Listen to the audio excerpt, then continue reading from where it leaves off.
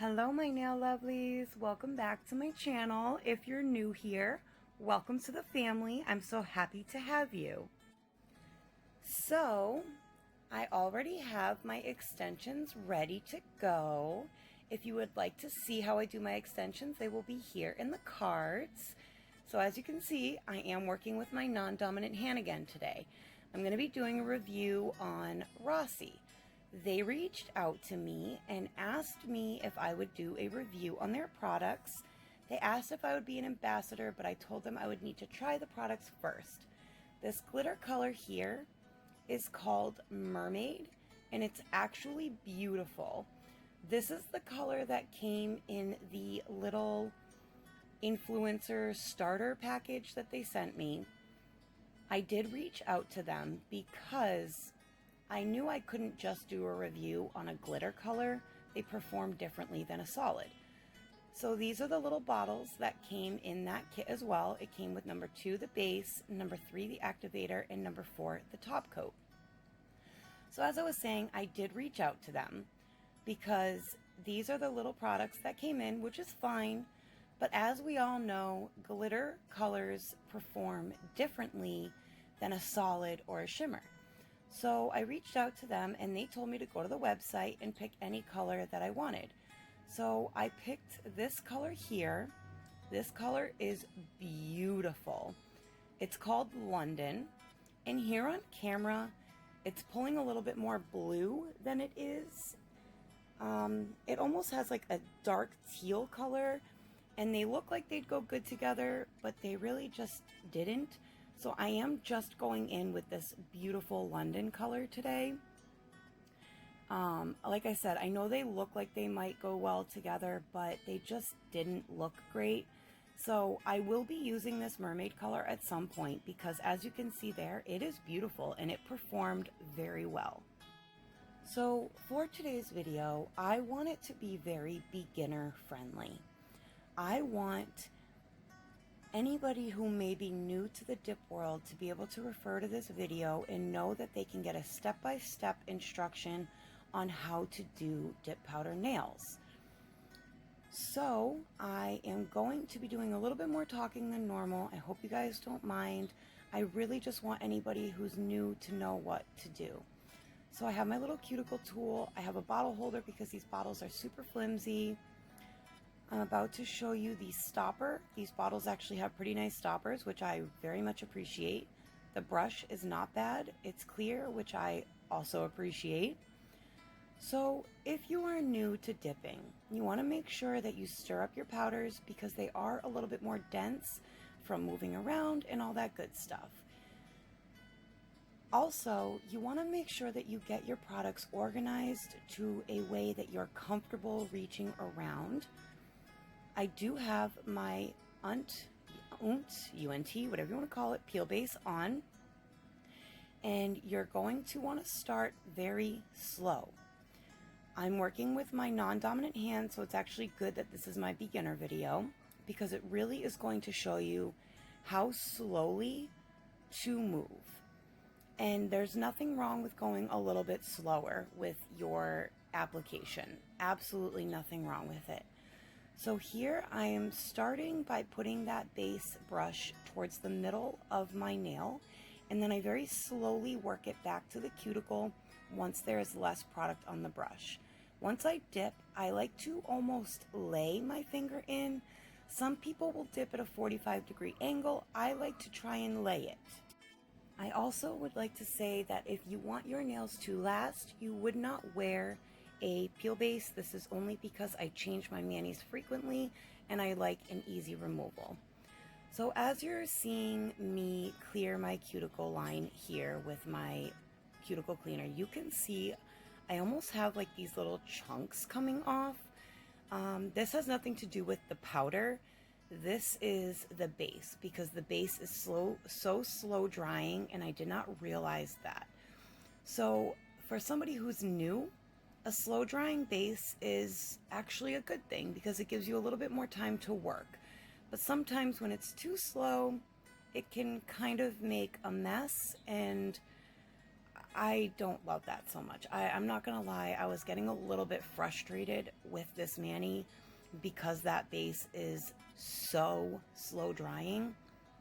Now I'm going around my cuticle line, just trying to clean up any mess. You can see there, another chunk came off.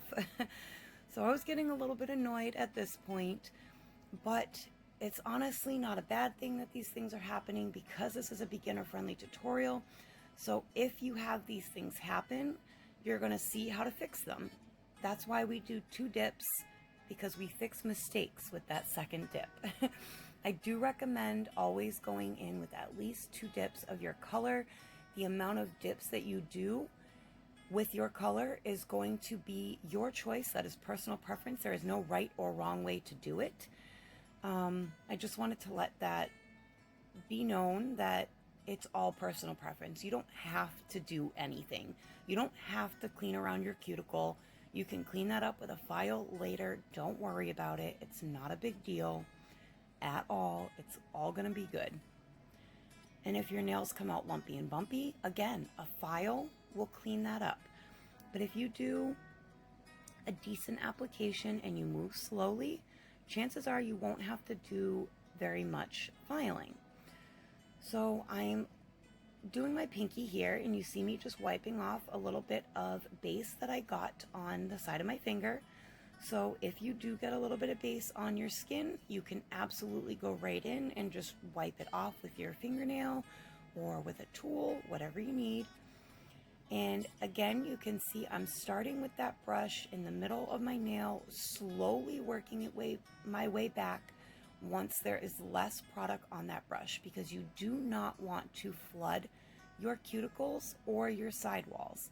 So move slow, start in the middle of the nail, and then slowly work your way back into the sides. And that was a pretty even application on my thumb. So that is the final finger for the first dip. You always want to make sure that you dust off in between dips. You do not want that extra powder in there. Look at that, guys. That just goes to show you how slow that base is. There was plenty of time for that nail to dry, and my brush just took off a whole little section there, but it's okay. Second dip will fix it, I promise. So on the second dip, after you brush off any excess powder, because you will gunk up your brushes if you do not brush off the excess powder. Again, you just go slow. You start in the middle, work your way up to the cuticle. And at this point, guys, I'm a little bit afraid to go around my cuticle with the cuticle cleanup because I don't want to take off any chunks. And there you saw me go in with a stiff brush, because that just takes off any extra product that might be there that didn't come off with the softer brush. I do like a stiff brush. It really gets off any extra dust and powder and all that good stuff. So as you guys can see, I make mistakes too. Occasionally I have to wipe my skin to get the base off. Nothing wrong with that. So you just work slowly, apply that base nice and slow, and when you go to dip, you can dip at a 45-degree angle. If you're going to dip at a 45-degree angle, I do recommend picking up the jar and kind of tipping the jar at a 45-degree angle as well as your finger. But I just like to take my finger, aim it downwards, and almost lay it on top of the powder. And I know this is a bigger jar, so that is easier to do, but you can do it in smaller jars as well. And when you take your finger out of that jar, you just tap off the excess powder. That way you don't have powder flying everywhere. And then when you go to brush off, it'll make it a little bit easier. So as you can see, with every nail, I start towards the middle and then I slowly work my way to the sides and the cuticle. Again, I know I'm repetitive, but we do not want to flood the cuticle or the sidewalls. And for my people who are familiar with dipping, I apologize for that repetitiveness, but I really just want to make sure that my new dippers have a video that explains to them step by step exactly what I'm doing, so that way they know what they should do when they go to dip their nails, or they can watch this video while they dip their nails. So I'm on my thumb now. This is going to be the last finger for the second dip. And once I'm done with my second dip, I will be going in to clear cap. Now, while you finish watching me do this, I do want to explain why I clear cap, even though I'm only using a solid color. Now, I do recommend clear capping your nails always, especially because you don't want to file away your color. I'm going in with my SuperNail clear dip powder today. It's actually not dip powder, it's just acrylic powder. So again, you want to clear cap because you don't want to ruin the color that you just applied to your nails. And I know that it looks like it's staining my fingers, but it doesn't. It does come off, no problems at all. And I'm just dusting off that excess powder right now. That thumb was still a little bit damp. Now, if you're working with a glitter color or a chunky glitter, or if you're doing nail art or color blocking or a French or an ombre, I would say definitely clear cap, because you will end up filing away all of your hard work, and we definitely don't want that. We just worked so hard to get what we were trying to achieve, and we don't want to file that away. So with a glitter, if you file on top of a glitter with no clear dip or acrylic powder on top, you will cut into those glitters, and chances are it's going to just turn silver, because usually on the inside of a colored glitter, it's just silver on the inside. So if you have a nice red glitter or a blue glitter and you cut into that glitter with your file, it's going to be silver. So it's not going to be that beautiful color that it was before you started. And with a solid color, I recommend clear capping anyways, because you don't want your color to end up splotchy looking or anything like that. So I just recommend clear capping always, no matter what, and that just makes your life easier, and you don't ever have to worry about messing up all that hard work you just did before clear capping. And even with clear capping, I'm still starting in the middle of that nail, slowly working my way to the sides and then to the cuticle to make sure I don't flood the sidewalls or the cuticles. That is so important. So you can see here that I am re-dipping my fingers, and that is because that base is so slow drying. That is so hard to say. It is so slow drying that it just kind of absorbs that clear powder. And then I decide, you know what?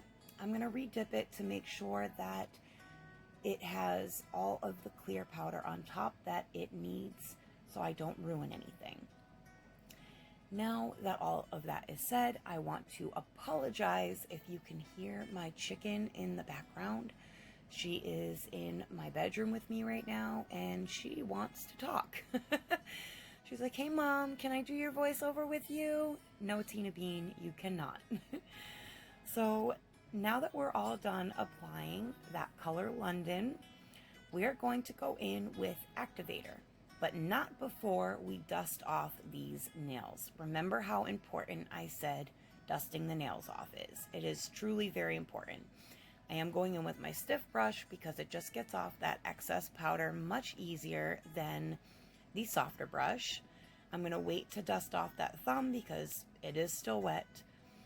I don't know about you guys, but activating is probably one of my favorite parts. Watch how it changes the color, it spreads. I love it. Now this activator, I actually like this activator. It's not super strong smelling. The brush holds a lot of activator, so I don't have to keep re-dipping into the bottle for one nail, which is great. I do recommend going in with 2 layers of activator just to make sure that it activates all the way through the nail. Now what the activator does is it hardens the nail. It takes that base and it takes that dip powder and it turns it hard, just like a traditional acrylic. And then you wait 2 minutes before you start to file and buff. I did include some filing and shaping in here. I already filed my thumb and my middle ring and pinky. I saved the pointer finger for you guys. So I start with my hand file. I am using the 100 grit side, and I am just cleaning up those side walls. I am detaching the nail from my skin because sometimes that happens. Just push the skin down. I am already pretty happy with my shape because I do have my full cover tips on, and they were already pretty shaped to begin with. So I'm pretty happy with that. Now I'm going to go in with my E-File. I am using my bit that I got from AliExpress. I am going to show you the difference between this bit and the bits that come with just about every drill out there. And as you can see, these ones are much longer and they're not as gritty. Now, you don't need it to be super gritty. This one is only a medium grit, but I really like it. It's smaller, it makes it easy. So I have my E-File on reverse because I am working with my non-dominant hand. I'm only turning it up to about 6 because I'm just cleaning up that cuticle area, and I am working with my non-dominant hand. So I start by going very slow, working my way up the side and around the cuticle, and then I slowly start to work my way down. I do have this sped up a little bit for the sake of time, so just know I am moving very slowly. Hold your drill however it is most comfortable for you. Slowly start working down the rest of the nail. This bit is great because it's nice and small, so it gets in between your finger and the nail at the end by the cuticle so nicely. It gets in there very tight, so you don't make this big gap in between your cuticle and your fingernail, but it blends it so perfectly that it looks so natural. It's fantastic. I love this bit. It will be linked in the description box. All of the products I am using will be linked in the description box, except for the starter kit because I cannot link that. I will link their website, and you can buy any powder you want. Their liquids there. The liquids do come in a full-size bottle when you order them, so that's a good. So you can see here that that did not take long. This was actually a pretty easy filing job. This powder did file very nicely. It was fantastic. Now I'm going to take some rubbing alcohol and a lint-free pad. If you don't have a lint-free pad, that's okay. You can use a paper towel or a cotton round or whatever you have. And you're just going to want to make sure that you get all that excess dust off the nail. Now, today I'm not going to buff because I am going to use a gel top coat. But I will show you how the dip top coat works. I have a swatch stick here. I am going to activate that swatch stick because in order for the dip top coat to work, you have to apply another application of Activator. The Activator activates the top coat because essentially the top coat is just resin, the same as the base coat. So you want to start a timer if you're new, so you know that you're waiting the full 2 minutes. Otherwise, your top coat brush will harden because you went in too soon with the top coat. You take another lint-free pad, dry or a paper towel, whatever you have, and just wipe off that excess activator. Make sure there's nothing left on the nail. Now, time for top coat. So on your first layer of top coat, you want to go in with 2 or 3 very quick strokes. If you go in with too many, it'll be streaky, and that is not what we want. You want to let this dry for a minute or so, because if you're doing your hand, you'd go around the whole hand and then come back and do your second layer. You can see here it's starting to dry. It's getting a little bit wrinkly. That's how you know it's ready for the second application. Now the second application is where you will get more detailed and cap your free edge. And you can see here it looks good, it is shiny, and the dip top coats dry very quickly. This will only take about 2 or 3 minutes to dry. While we're waiting for that to dry, I am going to go in with some decals today. So I am going to use these cute little leaves. I thought they were perfect because they had a little bit of blue in them. I am just using this tray because I'm going to use my stamper to pick up those leaves. So while we wait for this decal, I'm going to show you that the top coat looks great. It's already dry. I actually am quite surprised at how nice that top coat looks. It looks quite fantastic. So I'm putting these on my ring finger. I am going to use my stamper today. I will probably always use my stamper with decals. I'll never go back. Look at how simply it just picked that right up. Dab off the water. And here I realize I forgot to put on a base coat. You absolutely do not need to use a base coat. I do like using a base coat because it gives it a tacky layer for that decal to adhere to. So once that's finished, you pop that into the lamp for 30 seconds. Your decal is perfectly fine on the stamper in the meantime. So I like using the stamper because you can see through the bottom and you can place your decal perfectly. It lays perfectly flat. You can see where you're putting it. Look at how easy that was. This is literally the simplest nail art ever. I chose decals for today's video because they're simple and this is a beginner-friendly tutorial. You can see here I'm rubbing this. It is fully dry, you guys. It's been about 3 minutes. It's completely dry. It's not tacky. It's perfect. And I really am impressed with this top coat. It looks great.